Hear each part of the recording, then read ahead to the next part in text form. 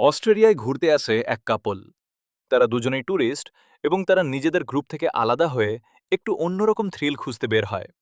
আর সেই কারণেই তারা ঠিক করে শার্প কেজ এক্সপেরিয়েন্স নেবে, যেখানে কাছ থেকে হাড় দেখার ভয়ঙ্কর কিন্তু রোমাঞ্চকর সুযোগ থাকে। এই দিকে তারা পৌঁছে যায় টাকারস এক্সপেরিয়েন্স নামে একটা কোম্পানির বোটে। এই কোম্পানি নাকি শার্কের সঙ্গে একদম কাছাকাছি থেকে অ্যাডভেঞ্চারের অভিজ্ঞতা দেয়। কিন্তু জায়গাটায় পৌঁছে দুজনেই একটু অবাক হয়ে যায়, কারণ পুরো ট্যুরিস্ট স্পটটাই অস্বাভাবিকভাবে ফাঁকা ছিল। চারপাশে কোনো লোকজন নেই, শুধু সেখানে ছিল এক বুড়ো মানুষ যার নাম ডেভ।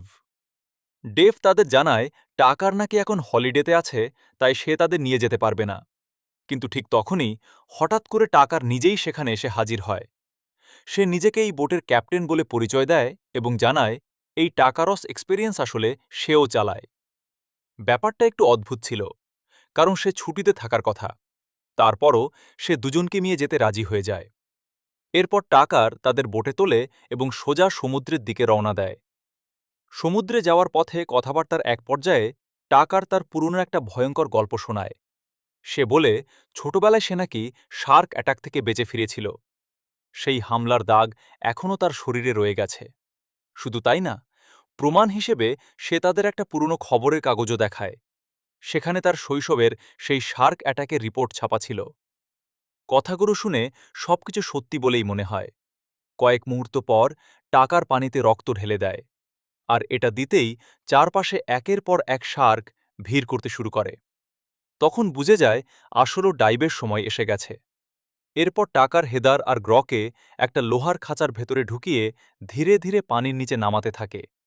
চারদিকে তখন শুধু শার্ক আর শার্ক ঘুরে বেড়াচ্ছে, আর পরিবেশটা এক মুহূর্তেই ভয় আর উত্তেজনায় জমে ওঠে। শার্কগুলোকে এত কাছে দেখে হেদার ভয়ে গোগ্রকের হাত শক্ত করে ধরে ফেলে। তবে কিছুক্ষণ পর সে নিজেকে সামলে নেয় এবং ধীরে ধীরে সেই ভয়ঙ্কর রোমাঞ্চটা উপভোগ করতেও শুরু করে। সবকিছু তখন একদম স্বাভাবিক বলেই মনে হচ্ছিল। খাঁচা থেকে উঠে আসার পর দুজনেই হাসতে হাসতে আবার বোটে ফিরে আসে। তারা তাকারোকে ধন্যবাদ দিতেও যায়, কিন্তু ঠিক তখনই সবকিছু এক সেকেন্ডে বদলে যায়। তাকার হঠাৎ গ্র্যাকের গলায় ছুরি মেরে তাকে আবার সোজা পানিতে ফেলে দেয়। এই দৃশ্য দেখে হেদার চিৎকার করে উঠলেও তার সেই আর্তনাদ শোনার মতো সেখানে কেউ ছিল না। চারপাশে শুধু সমুদ্র, বিশাল নীল জলরাশি, আর তার মাঝখানে একা সে। এখান থেকেই গল্পটা অন্যদিকে মোড় নেয়। এরপর আমরা দেখি এক আমেরিকান মেয়ে যার নাম জাফর। সে সার্ফিং শেষ করে গোল্ড কোস্টের কাছের একটা দোকানে আসে। সেখানেই তার দেখা হয় মজিস নামে এক রিয়েল এস্টেট এজেন্টের সঙ্গে।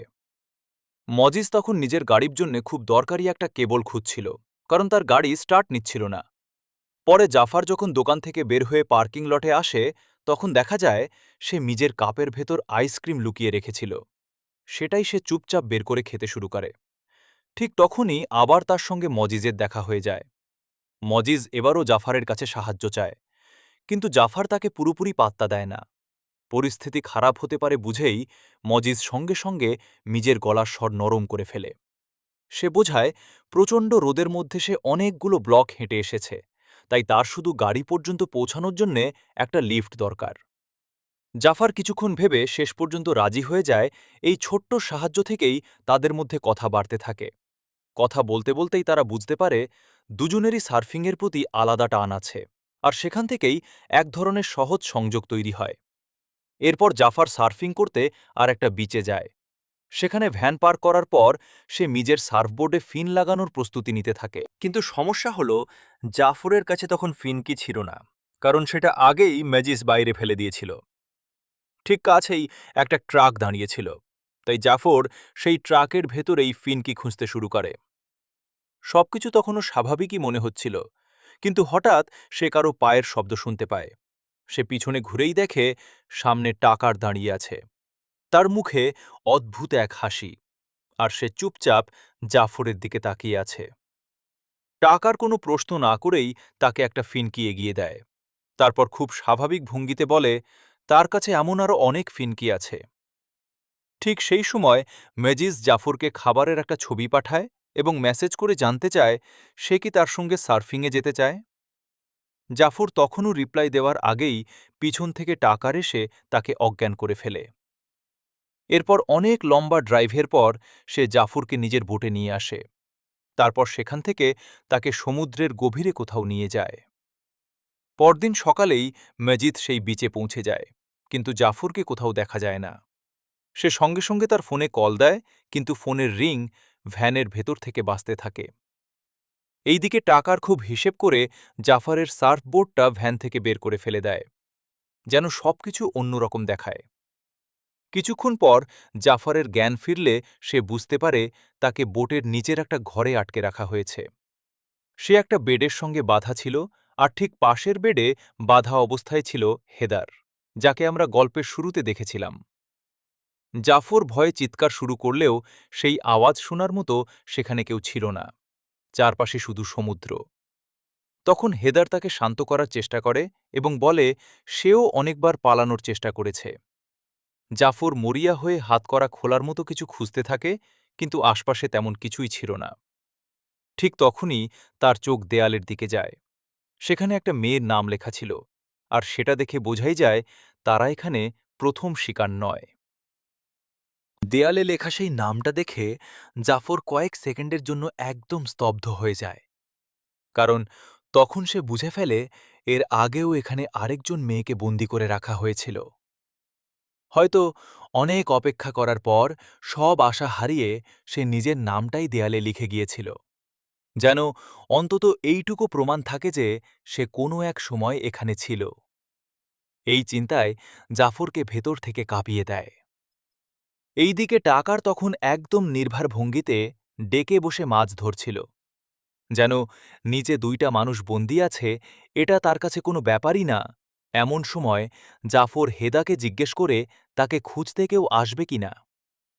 হেদার ধীরে ধীরে বলে তার সঙ্গে একটা ছেলে ছিল এই বোটেই, কিন্তু তার সঙ্গে কি হয়েছে সেটা জাফরের না জানাই ভালো। যদিও হেদারের কথার মাঝেই সব বোঝা যাচ্ছিল।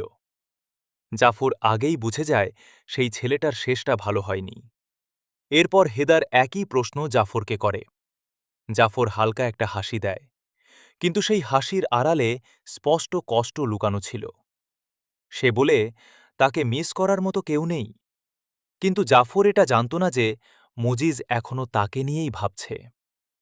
যখন মজিজ দেখে জাফরের ভ্যানটা বিচ থেকে টো করে নিয়ে যাওয়া হচ্ছে, তখনই তার সন্দেহ আরও বেড়ে যায়, কারণ ওই ভ্যানটাই ছিল জাফরের ঘর। সেটা ছাড়া সে কোথাও যায় না। তাই মজিজ সোজা পুলিশ স্টেশনে যায়।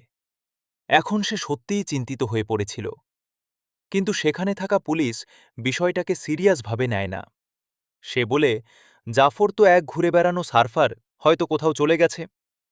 এই কথা শুনে মজিজ আর সময় নষ্ট না করে নিজেই জাফরকে খুঁজতে শুরু করে। এইদিকে টাকার নিচের ঘরে তাদের জন্য ব্রেড আর পানি নিয়ে আসে। রুমটা এতটাই গরম ছিল যে দুজনেরই গলা শুকিয়ে যাচ্ছিল।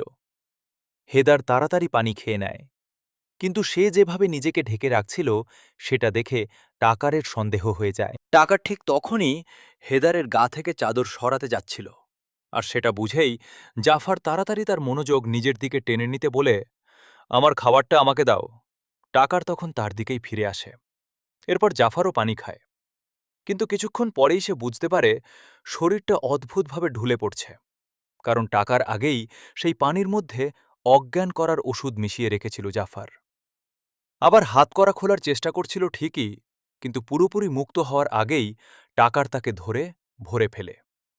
এরপর যখন জাফরের জ্ঞান ফিরে আসে, তখন সে দেখে তাকে ডেকের উপর একটা চেয়ারের সঙ্গে বেঁধে রাখা হয়েছে। এদিকে হেদারকেও একটা হার্নেসে আটকে রাখা ছিল, সামনে একটা ক্যামেরা সেট করা, মানে যা কিছু ঘটবে সব রেকর্ড হবে। টাকার এই পুরো বিকৃত ঘটনাটাকেই নিজের শো বলে চালাচ্ছিল। তারপর সে অদ্ভুত এক বক্তৃতা দিতে শুরু করে। সে বলে শার্ক নাকি পৃথিবীর সবচেয়ে শক্তিশালী প্রজাতি। এই কথাগুলো বলার পর টাকার হেদারের কিছু চুল কেটে নিজের কাছে রেখে দেয়। তারপর সে পানিতে রক্ত ঢালে, আর রক্ত পড়তেই চারপাশে একের পর এক শার্ট জমা হতে শুরু করে। কয়েক মুহূর্ত পর সে হেদারকে পানিতে ছেড়ে দেয়। হেদার মরিয়া হয়ে বাঁচার চেষ্টা করছিল, কিন্তু পানির তীব্র ছটফটানি আর রক্তের গন্ধে শার্কগুলো একসঙ্গে তার উপর ঝাঁপিয়ে পড়ে আর খুব অল্প সময়ের মধ্যেই তাকে মেরে ফেলে। সবচেয়ে ভয়ঙ্কর ব্যাপার হল টাকার পুরো ঘটনাটা ক্যামেরায় রেকর্ড করছিল। জাফর নিজের চোখের সামনে সবকিছু দেখছিল। সে এতটাই ভয়ে জমে যায় যে ঠিকমতো নড়তেও পারছিল না। কাঁপতে কাঁপতে সে নিজের দেয়ালে নিজের আর হেদারের নাম লিখতে শুরু করে।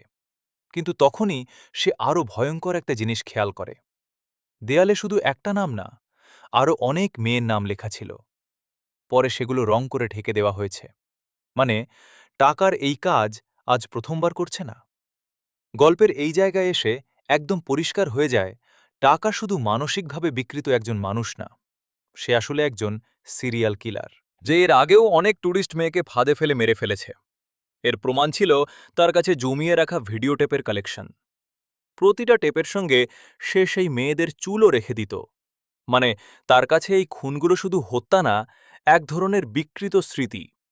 আর এখন সেই সংগ্রহে নতুন করে যোগ হয়েছে হেদারের টেপ। এর পরের টেপ হওয়ার কথা জাফারের। রাত নামতেই টাকার আবার নিচে আসে। সে জাফারের জন্য পানি আর ব্রেড নিয়ে আসে। কিন্তু জাফার এবার আর ভেঙে পড়ে না। সে রাগে সবকিছু লাথি মেরে ফেলে দেয় এবং টাকারের দিকে তাকিয়ে বলে, তুই নিজেকে শার্প ভাবিস, কিন্তু আসলে তুই শুধু একটা পোকা। এই কথা শুনে টাকার কোনো উত্তর দেয় না। সে চুপচাপ সেখান থেকে চলে যায়। কিন্তু এই ছোট্ট মুহূর্তটাই জাফারকে বুঝিয়ে দেয়, ভয় পেলেই শেষ, এখন লড়াই করতেই হবে। কিছুক্ষণ পর জাফারের চোখ পড়ে পাশে রাখা একটা বালতির দিকে।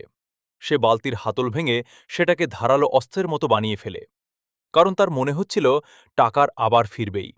আর ঠিক সেটাই হয়। যেহেতু জাফার পানি খায়নি, তাই টাকার এবার তাকে অজ্ঞান করার জন্য একটা ইঞ্জেকশন নিয়ে আসে। কিন্তু সে কাছে আসতেই জাফার সুযোগটা নেয়। এক ঝটকায় সেই ধারালো হাতুল দিয়ে সে টাকারের ওপর হামলা করে এবং সেটা তার শরীরে ঢুকিয়ে দেয়। ব্যথায় টাকার চিৎকার করতে করতে দূরে সরে যায়। এই সুযোগে জাফর দ্রুত তার কাছ থেকে চাবি নিয়ে নিজেকে খুলে ফেলে। কিন্তু ঠিক তখনই ট্যাকার কোনো মতে তার পায়ে ইঞ্জেকশনটা ঢুকিয়ে দিতে সক্ষম হয়। ফলে জাফরের শরীর আবার ধীরে ধীরে অবশ হতে শুরু করে। তবুও সে হাল ছাড়ে না। কোনো মতে উপরে উঠে রেডিও দিয়ে সাহায্য চাইতে চেষ্টা করে, কিন্তু কোনো সাড়া পাওয়া যায় না। ঠিক তখনই দূরে একটা বোট দেখতে পায় সে। জাফর মরিয়া হয়ে চিৎকার করতে থাকে, কিন্তু দুর্ভাগ্যজনকভাবে সেই বোটে তখন পার্টি চলছিল, তাই তার গলা সেখানে পৌঁছায় না। এর মধ্যেই ট্যাকারও উপরে চলে আসে। তখন জাফর তার ক্যামেরা তুলে নেয়।